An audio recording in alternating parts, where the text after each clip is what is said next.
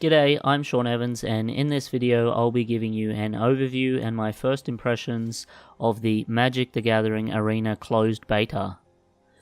Nowadays it seems like every fantasy franchise has its own digital card game.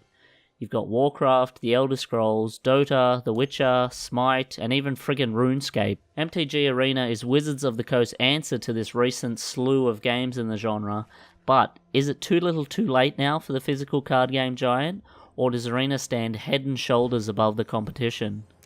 That's what I aim to explore in this video.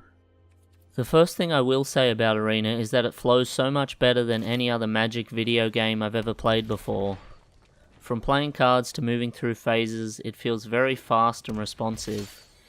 This is in part due to the game making a lot of actions that don't require any input automatic by default.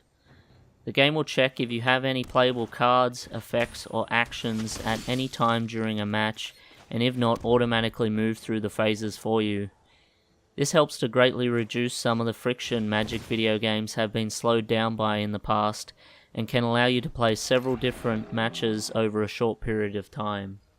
In addition to moving through phases automatically, land will also automatically tap by default. This can sometimes lead to awkward situations where the game will tap a specific land that you are planning on using to cast another spell with, and completely ruin your magnificent plan down the track. I have to say though, this didn't happen very often, and I found it to be pretty good on the whole. Now, if you're listening to me talk and you're recoiling at the notion of an automated game of Magic, you'll be glad to know that both these options can be disabled in the settings at your discretion. Another thing that helps the game move along nicely is the turn timer, which is distinctively shorter than other Magic video games of the past. You seem to have a set time limit for each turn and can accrue timeouts by playing quickly, which will automatically extend the length of your turn if you happen to run out of time. While I didn't play many games with control decks with lots of tough decisions, I do feel like the turn timer and timeouts could be reduced slightly to discourage deliberately slow play and increase player engagement. A couple of times I felt needlessly stuck waiting for opponents to play their turns which should have been relatively straightforward, like a first turn or when they had no cards in hand and were top decking. Now, if you're anything like me and you haven't played Magic for a while, or for argument's sake ever, you may be overwhelmed at first by some of the card effects, keyword symbols, interface buttons, and the deck building screen. Compared to a game like Hearthstone where everything is very simple and it's made immediately obvious what everything does, Arena's learning curve is quite a bit steeper just for the simple fact that Magic wasn't originally designed to be a digital card game. Take for example this keyword symbol. At a glance it's not immediately obvious what it's trying to convey if you haven't hovered over the card to read the tooltip yet. While it took me some getting used to initially, I found myself very comfortable with everything the game had to offer after only about a couple days of play. With this in mind though, I don't think Wizards should try and dumb anything down to entice new players to Arena, as a more complex game will ultimately benefit them in the long run. While I'm comparing Arena to Hearthstone, one aspect Arena kills Hearthstone in is the reward structure and economy. Packs cost 1,000 gold and will reward you with 8 cards compared to Hearthstone's 5, and instead of crafting cards with dust, you can collect what they call wild cards. Each wild card represents one of the 4 rarities and can be transformed into any one card of its respective rarity at your choosing. In addition, for every pack you open or 5th copy of a card you pull, you increase your percentage on what they're calling the vault. After hitting 100% on your vault, it will unlock and reward you with several different wild cards and other different rarity single cards. If that wasn't enough though, you also get daily quests which can reward you from around 200 to 600 gold, gold for each win up to 350 gold daily, single cards when you win a game up to 30 cards daily, and a pack for every 5 wins up to 3 packs weekly.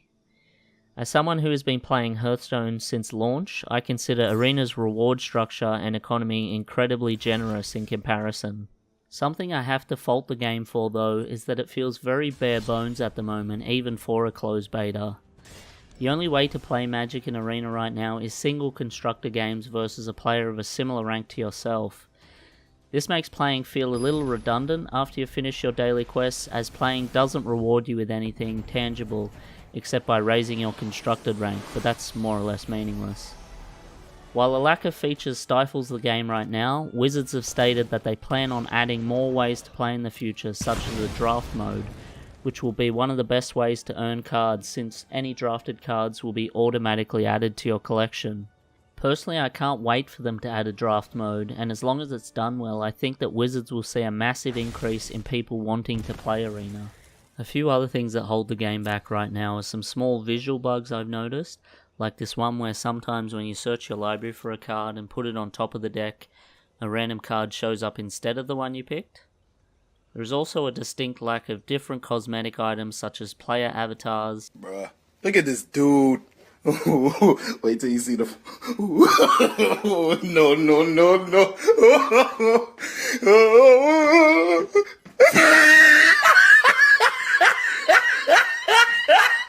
And different audio for things like player emotes or card sounds, which I think would go a long way to tie the whole experience together.